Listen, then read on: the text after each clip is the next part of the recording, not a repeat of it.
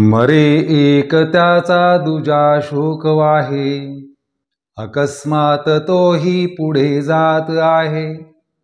पुरेना जनी लोभरे क्षोभ त्याते, म्हणून जनी मागुता जन्म घेते. जय जय रघुवीर समर्थ. खरं तर मृत्यू येऊच नये असं प्रत्येकाला वाटतं. अहो, समुद्र मंथनाच्या वेळी अमृत कलश प्राशन करण्यासाठी, अमर होण्यासाठी देव दानवामध्ये चढाओढ लागली होती. तिथे आपल्यासारख्या सर्वसामान्य माणसाचं काय? अहो, हे असं होतच राहणार आहे. आणि तसं मृत्यूचं भय वाटणं हे स्वाभाविक आहे, परंतु मृत्यू टाळणं अशक्य आहे.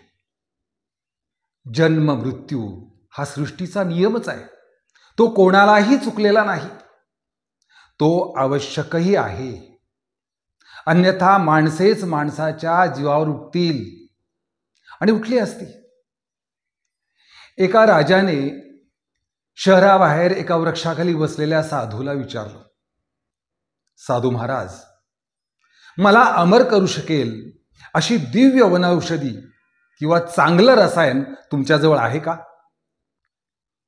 साधू म्हणाला, हे राजा, हा समोरचा आणि त्या पलीकडचा असे 2 पर्वत ओलांडून तू गेलास ना, की तुला तिथे एक सरोवर लागेल. त्याचे पाणी तू पी, म्हणजे तू अमर होशील. ते 2 पर्वत ओलांडून राजा त्या सरोवरापाशी गेला, पण त्याचं पाणी पिण्यासाठी तो खाली वाकून असं ओंजळीत पाणी घेणार, तोच त्याला कुणीतरी कणत असल्याचा आवाज आला. आणि पाणी पिणे तर बाजूलाच हो, पण त्या आवाजाच्या दिशेनं राजा लगेच गेला. पाहतो तर काय, एका झाडाखाली कणत असलेला एक वृद्ध त्याच्या दृष्टीस पडला. राजाने त्याला कणण्याचं कारण विचारलं. तो म्हणाला, त्या सरोवराचं पाणी प्याल्यामुळं मला अमरत्व मिळालं, परंतु वयाची 100 ओलांडून सुद्धा मला घराबाहेर मुलांनी माझ्या हाकलून दिलं.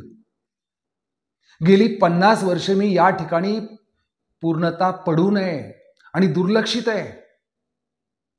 माझी मुलं तर आता मेलीच असतील, पण नातवंड सुद्धा आता मरायला टेकले असतील. हे बघायला लागू नये म्हणून गेली 5 वर्षे मी अन्न पाण्याचा त्याग केलाय, तरीही मी मरत नाही. त्या वृद्धाची ती करुण कहाणी ऐकून राजा म्हणाला, छे छे, नुसत्या अमरत्वाला काही अर्थ नाही. म्हातारपणाशिवाय अमरत्व मिळालं तरच त्यात तथ्य आहे.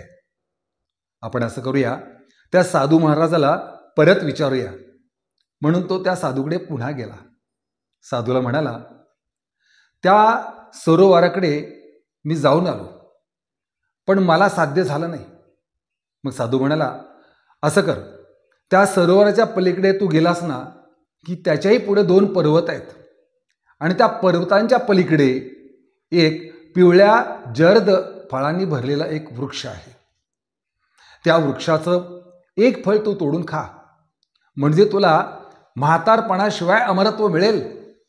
आयुष्यभर तू तरुणच राहशील. साधूच्या सांगण्यावरनं राजा अगदी खुश झाला आणि तो वृक्ष शोधत शोधत त्यापाशी जाऊन पोहोचला सुद्धा. त्यावरचं एक पिवळं धमक फळही त्यानं काढलं आणि ते फळ आता तो खाणार, तेवढ्यातच जवळपास भांडण सुरू असल्याचा आवाज त्याच्या कानावर आला. तो म्हणाला, एवढ्या दूरवर कोण येऊन भांडत असेल? म्हणून तो इकडे तिकडे शोध करत त्या 4 तरुणांच्या जवळ जाऊन पोहोचला. ते तरुण एकमेकाशी भांडत होतं हे त्याने ओळखलं. राजाने त्याला भांडण्याचं कारण विचारलं. त्यावर एक पहिला म्हणाला, आता मी 100 वर्षाचा आहे. माझ्या उजव्या बाजूला उभे आहेत ना, ते 300 वर्षाचे माझे बाबा. अहो, पूर्व परंपाल मालमत्ता मला अजून स्वाधी करत नाहीत.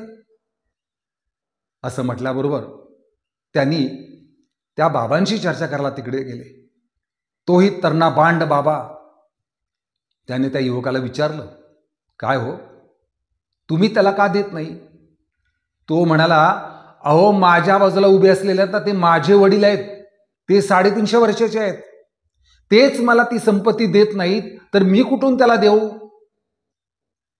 आणि मी आता 3.5 वर्षाचा आहे.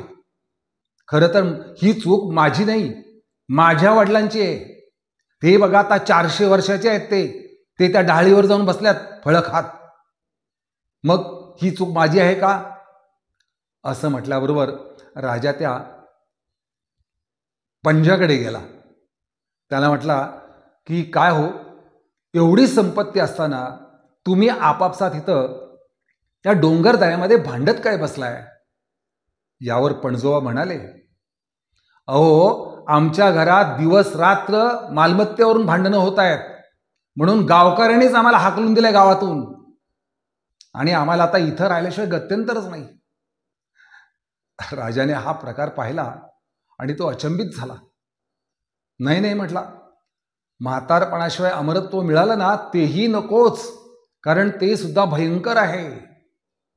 तो परत त्या साधूजवळ आला आणि म्हणाला, साधू महाराज, तुम्ही मला मृत्यूचं महत्व पटवून दिलंय. मृत्यू आहे म्हणून जगात प्रेम आहे, अन्यथा माणसं माणसाच्या जीवावर उठली असती, माणसाने माणसानंच खाल्लं असतं. म्हणून साधू म्हणाला, मृत्यू टाळण्यापेक्षा मिळालेला दिवस, मिळालेला प्रत्येक क्षण आनंदाने उपभोगला पाहिजे. त्यातच खरा आनंद आहे. अरे, मृत्यूनंतर उत्तम गतीही आहे, सद्गती आहे. स्वतःला बदला, जग बदलेल.